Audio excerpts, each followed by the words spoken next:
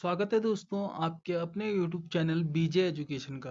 दोस्तों जैसा कि आपको पता होगा 24 नवंबर 2023 को आपका एसएससी जीडी 2024 का नोटिफिकेशन निकलने वाला है। ठीक है, तो काफ़ी बच्चे इंतज़ार कर रहे हैं। यदि आप भी एसएससी जीडी की तैयारी करना चाहते हैं तो ये आपके लिए काफ़ी बेहतरीन मौका है, क्योंकि आपका 2024 में तो वैकेंसी आनी ही है और 2025 में भी, जिसका कैलेंडर भी जारी हो चुका है, जो आपका 2024 में जिसकी वैकेंसी सितंबर में निकलेगी। ठीक है, अगर 24 नवंबर को वैकेंसी निकलती है तो इस चैनल के माध्यम से सर्वप्रथम आपको नोटिफिकेशन पहुंचा दी जाएगी। ठीक है दोस्तों, तो उसके बाद जो सिलेबस होता है दोस्तों, उसमें 20 नंबर की हिंदी आती है और 20 नंबर की रीजनिंग, 20 की जीके जीएस और 20 नंबर की मैथ आती है। ठीक है, इस चैनल में दोस्तों आपको पॉलिटी के भी काफ़ी क्वेश्चंस मिल जाएंगे।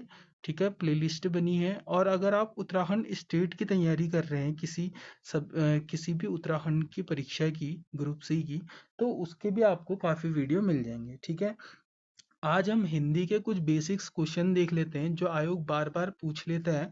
ठीक है, तो उसको देख लेते हैं। पहला प्रश्न है दोस्तों, भाषा के लिखित रूप में बात बताते हैं। ठीक है, तो लिखित रूप है दोस्तों, तो लिख के ही बताएगा। ठीक है, तो लिखित रूप को लिख कर बताएगा। ठीक है, अगला क्वेश्चन है, भारत की राष्ट्रभाषा। तो दोस्तों यहाँ पे थोड़ा मिसप्रिंट हुआ है, राष्ट्रभाषा भारत की कोई नहीं है।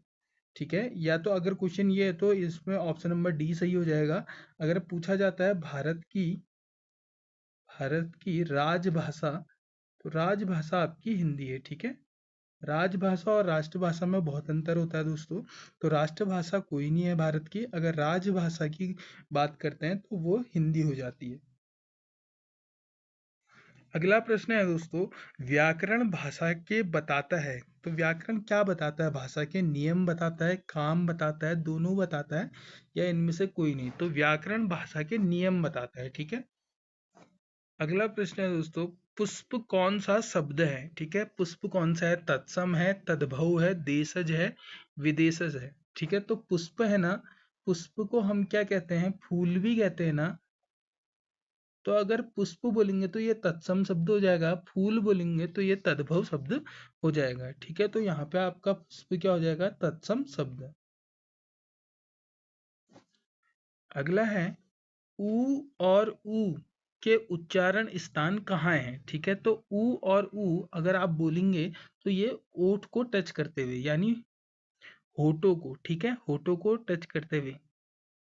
होठ और ओष्ठ एक ही बात हुई आपकी, ऊ और ऊ। ठीक है, ओष्ठ हो जाएगा आपका, या होठ, जो भी आप करना चाहते हैं। ये ऑप्शन इसमें एरर होंगी। ठीक है, एक हो जाएगा आपका। अगला प्रश्न है, ए आई ओ औ कौन सा स्वर है? इसमें कौन सा स्वर है? तो इसमें है आपका संयुक्त स्वर, संयुक्त स्वर। अगला है, मात्राएं कितनी प्रकार की होती है? तो मात्राएं 3 प्रकार की होती है, ह्रस्व, दीर्घ और प्लुप्त। ठीक है, ह्रस्व, दीर्घ और प्लुप्त। ठीक है, ह्रस्व में जिसमें कम समय लगे, दीर्घ में जिसमें थोड़ा ज्यादा समय लगे, और प्लुत में जिसमें सबसे ज्यादा आपका समय लगे। जैसे प्लुत का उदाहरण हो गया ओम। ठीक है, दीर्घ का हो गया आ, और ह्रस्व का हो गया औ। अगला प्रश्न है, हिंदी में व्यंजनों की संख्या कितनी है? तो हिंदी में व्यंजनों की संख्या 33 है। अगला है, क वर्ग का उच्चारण स्थान है। तो क वर्ग कहाँ से बोला जाता है? कंठ से बोला जाता है। अगला है, प वर्ग का उच्चारण स्थान है। जो प वर्ग है वो आपका बोला जाता है ओष्ठ से। ठीक है, ट वर्ग का उच्चारण स्थान, ट वर्ग का उच्चारण स्थान मूर्धा कहलाता है। अगला है, च वर्ग का उच्चारण स्थान, जो च वर्ग है वो आपका तालु से बोला जाता है। अगला है, प फ ब भ म का उच्चारण स्थान कहाँ है? तो ये सभी आपके होठों को टच करके, यानी ओष्ठ को टच करके बोले जाते हैं। अंतस्थ व्यंजन कितने प्रकार के होते हैं? तो ये आपके 4 प्रकार के होते हैं। इनमें से कौन सा शब्द संज्ञा से बना हुआ विशेषण है? तो संज्ञा से बना विशेषण कौन सा है? कुलीन। ठीक है।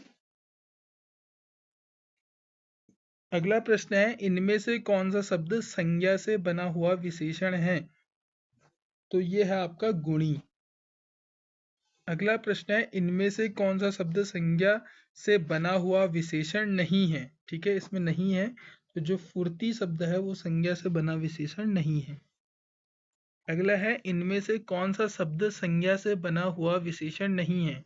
तो अपमान शब्द जो है वो संज्ञा से बना हुआ विशेषण नहीं है। विशेषण क्या होते हैं? जो संज्ञा और सर्वनाम की विशेषता बताते हैं। ठीक है। 19वां प्रश्न है, इनमें से कौन सा शब्द संज्ञा से बना हुआ विशेषण है? तो ये है आपका इच्छुक। ठीक है। अंतिम प्रश्न है, इनमें से कौन सा शब्द सर्वनाम से बना हुआ विशेषण है? तो तेरा। ठीक है, जो तेरा शब्द है वो सर्वनाम से बना हुआ विशेषण है। ये तो 20 क्वेश्चंस हो गए दोस्तों आज के। ऐसे ही और वीडियो